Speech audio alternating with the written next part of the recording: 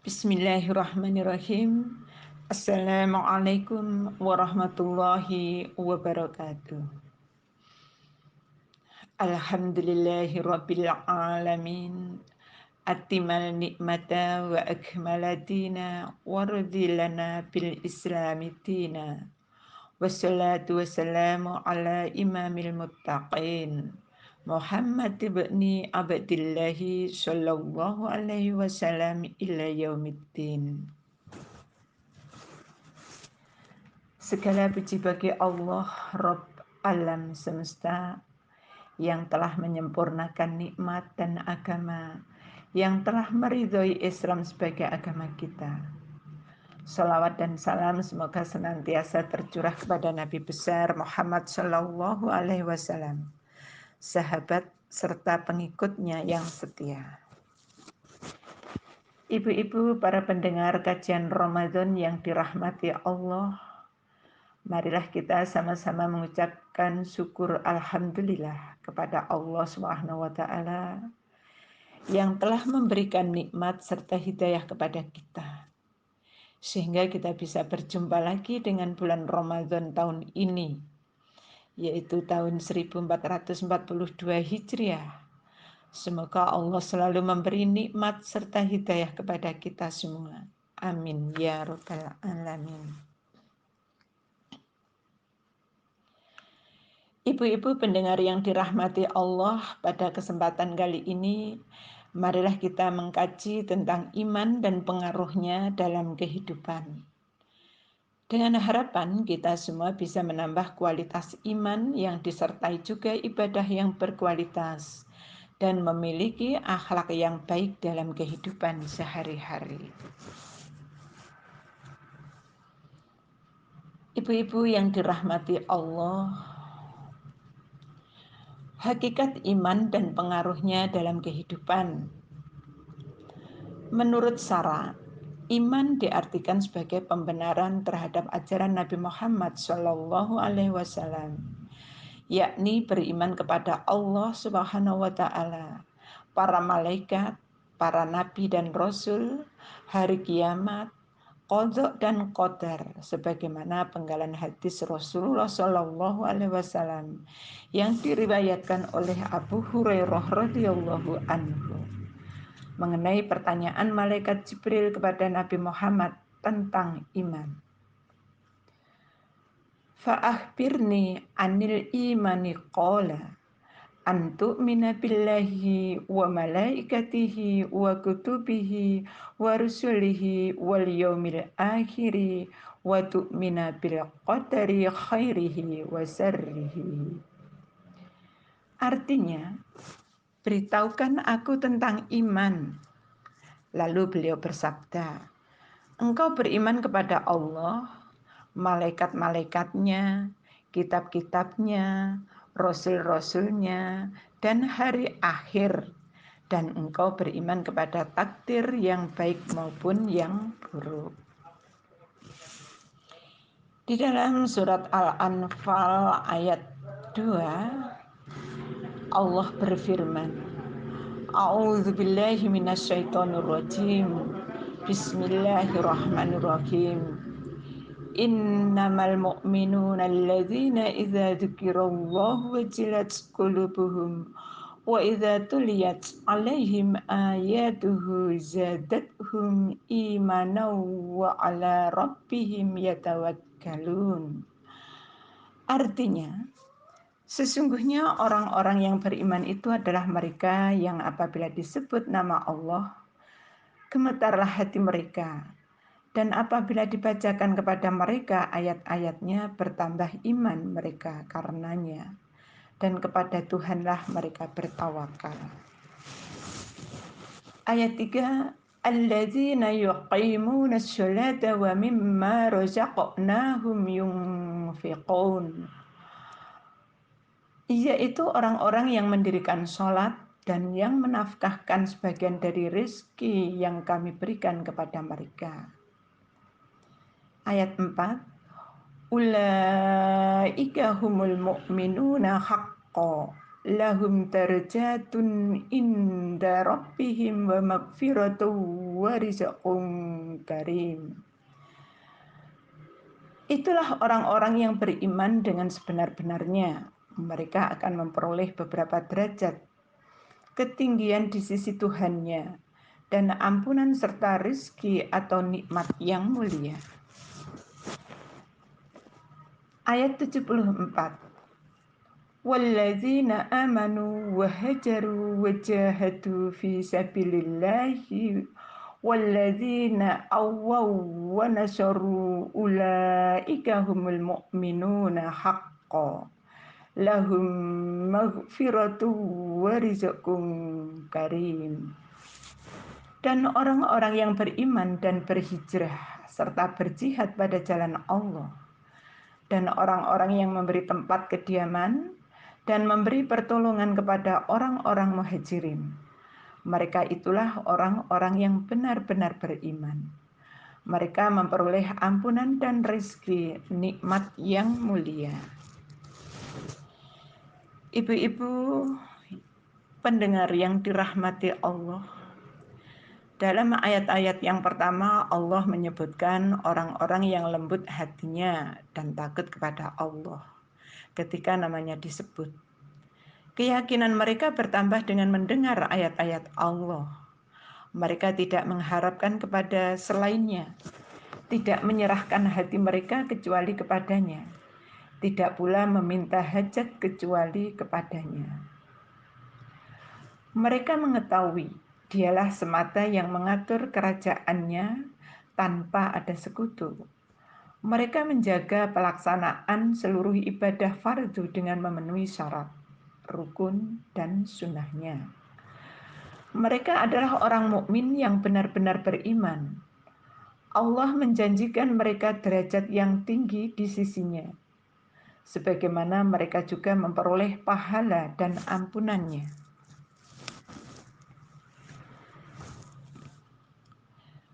Kemudian dalam ayat yang kedua Allah menyifati para sahabat Rasulullah Shallallahu Alaihi Wasallam, baik muhajirin maupun ansar dengan iman yang sebenar-benarnya, karena iman mereka yang kokoh dan amal perbuatan mereka yang menjadi buah dari iman tersebut.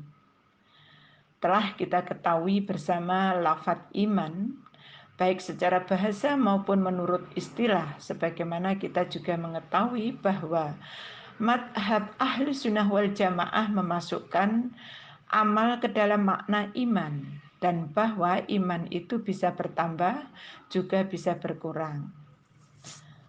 Bertambah karena bertambahnya amal solih dan keyakinan, dan berkurang karena berkurangnya hal tersebut. Kemudian kita juga mengetahui sebagian besar dalil-dalilnya. Berikut ini kita akan menambah keterangan tentang makna Islam dan iman. Pengaruh iman terhadap kehidupan. 1. Iman melenyapkan kepercayaan pada kekuasaan benda. 2. Iman menanamkan sikap dalam kehidupan. 3. Iman menekan sifat keduniawian. 4. Iman melahirkan nilai-nilai luhur. 5. Iman memberikan ketenangan dan perdamaian. 6. Iman mewujudkan kehidupan yang baik, yaitu hayatan thayyibah.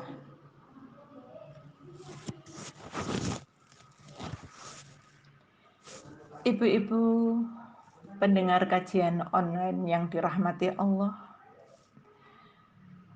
hubungan iman, ilmu, dan amal, fenomena ini banyak mengelirukan segolongan kita yang kadangkala terperangkap dalam himpitan kalam-kalam yang membawa suatu motif tertentu. Iman, ilmu, amal. Sebuah trilogi yang tidak dapat dipisahkan, saling terkait. Iman tanpa ilmu sesat, ilmu tanpa amal sesat, amal tanpa ilmu taklid. Secara susunannya kadangkala ia terlalu dipertikaikan kepentingan untuk menyusunnya. Ada menyatakan ilmu itu dahulu dari iman, dan ada menyatakan iman dahulu dari amal. Apapun yang pasti ketiga ini berkait antara satu sama lain. Ilmu sesuatu yang sering diutamakan, tidak dipelihara dengan baik. Kadang ilmu hanya dijadikan sesuatu yang nisbi. Ada tapi tidak ada, atau tidak ada tetapi ada. Tetapi yang pasti adalah ilmu itu satu kewajiban yang tidak boleh dipertikaikan, karena terdapat bukti dan dalil yang pasti semua mengetahuinya. Belajar mencari ilmu kadang dijadikan formula belaka karena meraih harga diri atau bahkan desakan dari pihak orang lain, orang tua, suami, istri, desakan majikan, dan lain-lain lagi. Pada akhirnya ilmu tidak diresapi dalam diri, tidak meninggalkan bekas, bahkan mungkin tidak menjadikan diri lebih baik. Di dalam surat An-Nisa ayat 136 Allah berfirman, A'udzubillahi minasyaitonirrajim. Bismillahirrahmanirrahim.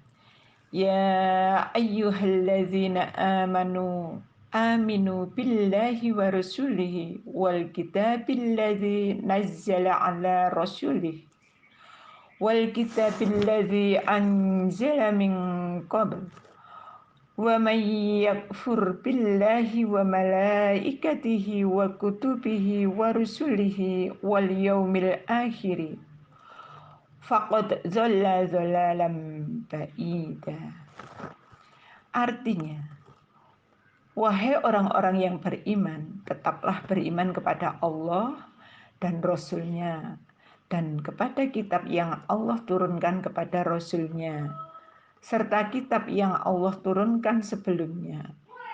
Barang siapa yang kafir kepada Allah, malaikat-malaikatnya, kitab-kitabnya, rasul-rasulnya, dan hari kemudian, maka sesungguhnya orang itu telah sesat sejauh-jauhnya. Sabda Rasulullah yang artinya Allah tidak menerima iman tanpa amal perbuatan dan tidak pula menerima amal perbuatan tanpa iman. Hadis riwayat At-Tabrani. Ibu-ibu pendengar kajian online yang dirahmati Allah. Sedangkan amal merupakan satu aplikasi yang hasil dari gabungan ilmu dan iman. Karena kebenaran iman dapat dilihat amal soleh seseorang. Allah bersumpah, demi sesungguhnya manusia itu rugi andai beriman tanpa amal soleh.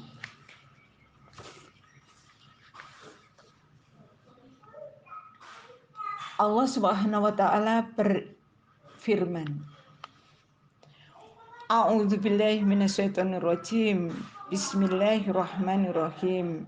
Wal 'asr innal insana lafi khusr illal ladzina amanu wa 'amilus solihati wa tawassaw bil haqq wa tawassaw bis sabr.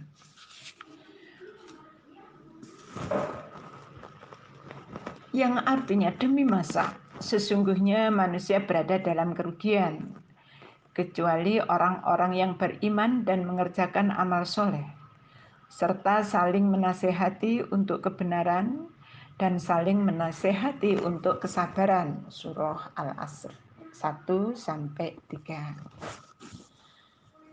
Allah tidak menerima iman tanpa amal perbuatan dan tidak pula menerima amal perbuatan tanpa iman. Arti hadis riwayat At-Tabrani.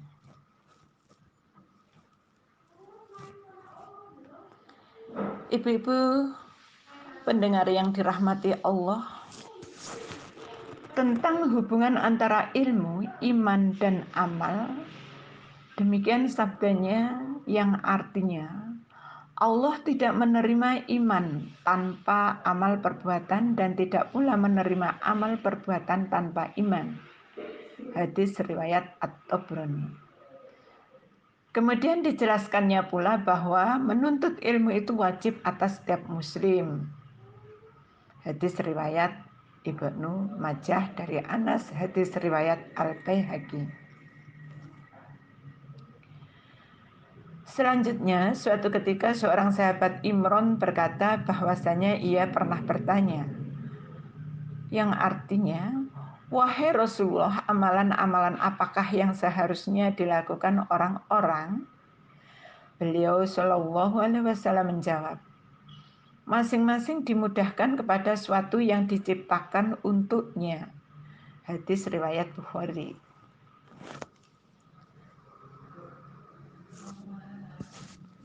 Berikutnya, barang siapa mengamalkan apa yang diketahuinya, niscaya Allah mewariskan kepadanya ilmu yang belum diketahuinya. Hadis riwayat Abu Naim. Ilmu itu ada dua, yaitu ilmu lisan, itulah hujah Allah Ta'ala atas makhluknya. Dan ilmu yang di dalam qalb, itulah ilmu yang bermanfaat. Hadis riwayat At-Tirmidzi. Hadis yang lain, seseorang itu tidak menjadi alim atau berilmu sehingga ia mengamalkan ilmunya. Hadis riwayat Ibnu Hibban. Sekali peristiwa, datanglah seorang sahabat kepada Nabi Shallallahu Alaihi Wasallam dengan mengajukan pertanyaan, wahai Rasulullah, apakah amalan yang lebih utama? Jawab Rasulullah Shallallahu Alaihi Wasallam, ilmu pengetahuan tentang Allah. Sahabat itu bertanya pula, ilmu apa yang Nabi maksudkan? Jawab Nabi Shallallahu Alaihi Wasallam, ilmu pengetahuan tentang Allah Subhanahu Wa Taala. Sahabat itu rupanya menyangka Rasulullah Shallallahu Alaihi Wasallam salah tangkap. Ditegaskan lagi, wahai Rasulullah, kami bertanya tentang amalan, sedang engkau menjawab tentang ilmu. Jawab Nabi Shallallahu Alaihi Wasallam pula, sesungguhnya sedikit amalan akan berfaedah bila disertai dengan ilmu tentang Allah, dan banyak amalan tidak akan bermanfaat bila disertai kejahilan tentang Allah. Hadis riwayat Ibnu Abdil Bir bin dari Anas. Kejahilan adalah kebodohan yang terjadi karena ketiadaan ilmu pengetahuan. Dengan demikian, kualiti amal setiap orang menjadi sangat berkaitan dengan keimanan dan ilmu pengetahuan. Allah berfirman dalam surat Yunus ayat 9. A'udzubillahi minasyaitonirrajim. Innallazina amanu wa amilus solihati yahdihim rabbuhum biimanihim tajri min tahtihimul anharu fi jannatin na'im. Artinya, sesungguhnya orang-orang yang beriman dan mengerjakan amal-amal soleh, mereka diberi petunjuk oleh Tuhan mereka karena keimanannya. Di bawah mereka mengalir sungai-sungai di dalam surga yang penuh kenikmatan. Ibu-ibu yang dirahmati Allah, ilmu pengetahuan tentang Allah Subhanahu wa Ta'ala adalah penyambung antara keimanannya dengan amalan-amalan manusia di muka bumi ini. Sebagaimana kaidah pengaliran iman yang diajarkan oleh Rasulullah Shallallahu Alaihi Wasallam, bahwasanya iman adalah sebuah tasdik bil qalbi yang diikrarkan bil lisan dan diamalkan bil arkan. Dengan itu disimpulkan bahwa kita jangan memisah ketiga komponen yang telah kita perhatikan tadi. Karena pemisahan setiap komponen menjadi Islam itu janggal dan susah serta sukar. Ibu-ibu yang dirahmati Allah, sedangkan karakteristik dan sifat orang beriman, diantaranya satu, orang yang khusyuk dalam sholat. Seorang muslim itu harus tahu apa sebenarnya esensi yang terkandung dalam setiap gerakan sholat. Sering kita merasa lega setelah kita usai melaksanakan aktivitas sholat. Tapi apakah kita pernah berpikir, sudah benarkah sholat kita? Mungkin banyak dari kita yang ketika sholat masih memikirkan hal-hal lain yang bersifat keduniawian. Yang kedua, orang yang jauh dari kesia-siaan atau tidak berguna. Banyak dari kita mengira bahwa kegiatan yang sudah kita lakukan setiap harinya adalah baik, tapi belum tentu baik untuk Allah Subhanahu wa Ta'ala. Oleh karena itu, sebelum kita melakukan segala aktivitas, renungkanlah hal tersebut agar kita tidak termasuk golongan orang-orang yang merugi.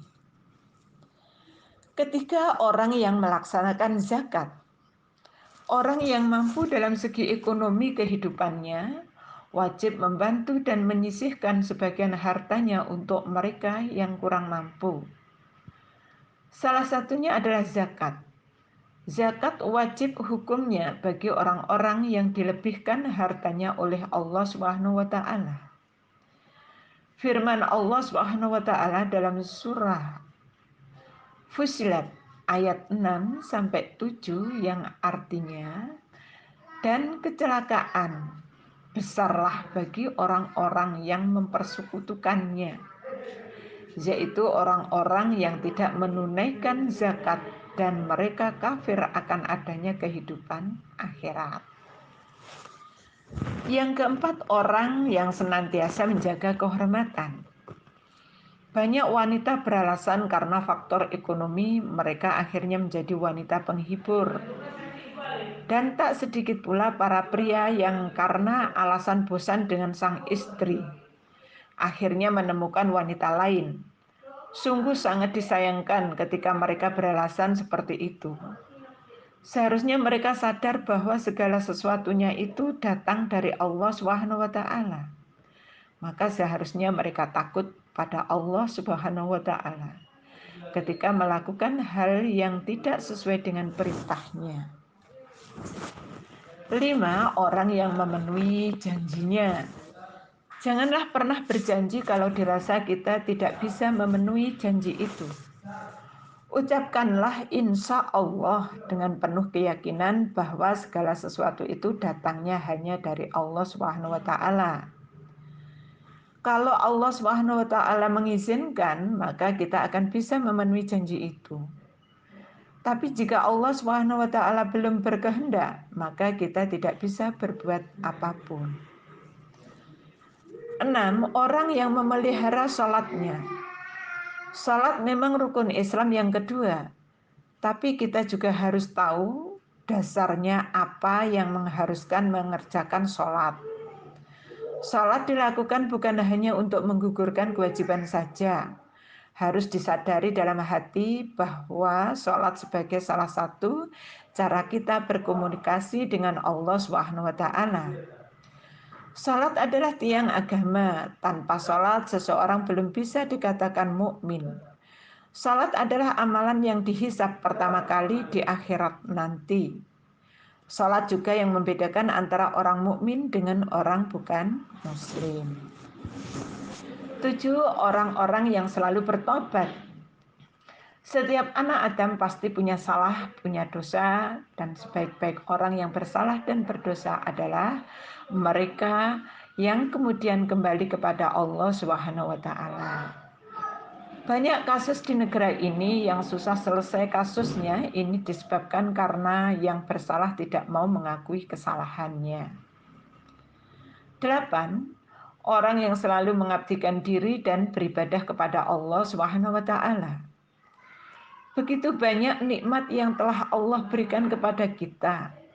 Oleh karena itu, marilah kita perbanyak ibadah kepada Allah. 9. Orang yang selalu banyak memuji kepada Allah, bukan banyak memuji diri sendiri. Banyak orang yang sering dihina, tapi dengan hinaan tersebut bukan malah hina, justru dia bisa sukses. Tapi kalau orang yang sering dipuji malah menjadi sombong, angkuh. Pujian itu hanya milik Allah, jangan berlebihan jika memuji dan mendapatkan pujian. 8. Orang yang senang melanglang buana untuk taqarrubu ilallah dan mendapatkan hikmah kehidupan. Orang-orang seperti ini selalu menjadikan ujian kehidupan sebagai langkah agar selalu dekat kepada Allah Subhanahu wa taala. 11. Orang yang selalu rukuk dan sujud, yakni selalu mendirikan sholat. Rasulullah adalah orang yang paling baik, paling sempurna, tapi sekalipun tidak pernah meninggalkan sholat. Jangan sampai tertipu dengan ajaran sesat yang seolah sudah beriman, sudah dekat dengan Allah, malah tidak mau melaksanakan sholat. Ungkapnya. Yang ke-12, memerintahkan dan mengajak kepada yang baik dan melawan yang mungkar. 13. Orang yang menjaga hukum Allah. Ibu-ibu yang dirahmati Allah, adapun hal-hal yang dapat merusak dan meniadakan iman. 1. Nifak. Nifak mengandung pengertian berucap atau berkata tidak sesuai dengan kenyataan. Dengan kata lain di mulut, lain pula di hati. Orang yang mempunyai sifat nifak disebut munafik. Orang munafik sangat berbahaya karena mereka merupakan musuh di dalam selimut. Mereka selalu membuat keonaran, bencana, mengadu domba, dan membuat perpecahan di antara manusia. Mereka mengaku beriman kepada Allah dan Rasul-Nya, padahal di dalam hatinya ingkar terhadap apa yang telah diucapkan itu. Kedua, fasik. Fasik adalah orang-orang yang durhaka atau ingkar kepada perintah-perintah Allah. Orang fasik juga memilih jalan yang sesat dari Allah karena terdorong oleh rasa dengki yang ada dalam hatinya. 3. Perbuatan dosa.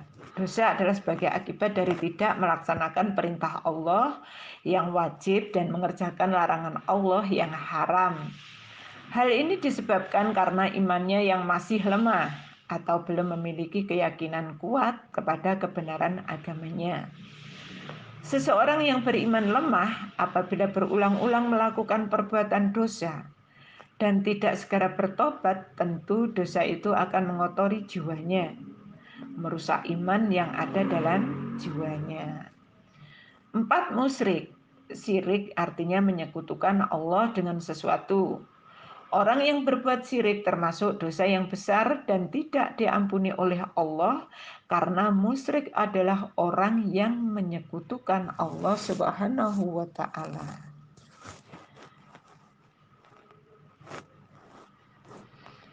5. Sihir. Sihir itu dapat membelokkan kepercayaan manusia. Oleh karena itu berbuat sihir termasuk dosa besar. Perbuatan sihir itu mendekatkan diri kepada setan, sedangkan setan adalah musuh bagi manusia. Para ulama sepakat bahwa perbuatan sihir termasuk perbuatan dosa besar yang harus dijauhi dan dihindari oleh manusia.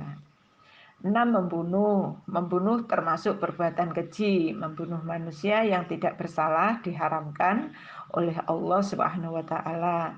Dan larangan membunuh itu tertulis di dalam kitab suci Al-Quran. 7. Memakan harta riba. Riba adalah pembayaran lebih yang disyaratkan oleh orang yang meminjamkan. Riba seperti ini disebut riba nasi'ah dan hukumnya haram walaupun tidak berlipat ganda. 8. Memakan harta anak yatim. Memakan harta anak yatim hukumnya haram dan termasuk dosa besar. Banyak ayat Al-Quran yang menganjurkan untuk membantu, mengasuh, dan mendidik anak yatim. Apabila anak yatim itu dianiaya, termasuk memakan hartanya, berdosalah orang yang menganiayanya. Hal ini dijelaskan di dalam kitab suci Al-Quran. 9. Lari dari medan perang yang berkecamuk. Lari dari medan pertempuran atau membela kebenaran yang sedang berkecamuk merupakan perbuatan orang pengecut. Hal ini berarti menyerahkan seluruh harta, jiwa, dan raga kepada musuh. serta merelakan seluruh harkat dan martabatnya untuk diinjak-injak oleh musuh. Bukan itu saja, melarikan diri dari medan perang juga melemahkan semangat perjuangan dalam medan pertempuran. 10 berbuat zina. Zina adalah perbuatan atau hubungan seperti suami istri antara laki-laki dan perempuan yang tidak terikat oleh hubungan pernikahan atau perkawinan. Menurut ajaran Islam, zina merupakan perbuatan kotor, keji, dan sesat serta dosa besar.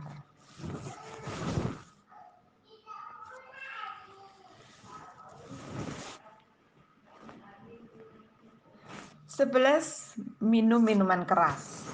Minum minuman keras yang memabukkan merupakan perbuatan dosa besar. Hal itu dapat merusak jiwa dan raga bagi peminumnya. Minuman keras yang memabukkan pada saat sekarang ini banyak sekali macamnya. Allah mengingatkan dan memerintahkan kita untuk menjauhinya. 12. Durhaka kepada ibu dan bapak. Orang yang paling banyak jasanya dan paling dekat dengan kita adalah kedua orang tua, yaitu ibu dan bapak. Seorang anak yang durhaka kepada ibu bapak atau ukukul walidain termasuk dosa besar. Beberapa perbuatan yang tergolong ukukul walidain antara lain membentak, menghardik, berkata yang tidak sopan terhadap orang tua atau berkata yang bersifat meremehkan, serta menyakiti hati orang tua. Islam mengajarkan agar seorang anak berkata sopan dan lemah lembut terhadap keduanya. Demikianlah kajian hari ini, semoga bermanfaat bagi kita semua dan bisa meningkatkan iman, ibadah, dan akhlak kita dalam kehidupan sehari-hari. Nasrun minallah wa fathun qarib wa basyiril mu'minin. Wassalamualaikum warahmatullahi wabarakatuh.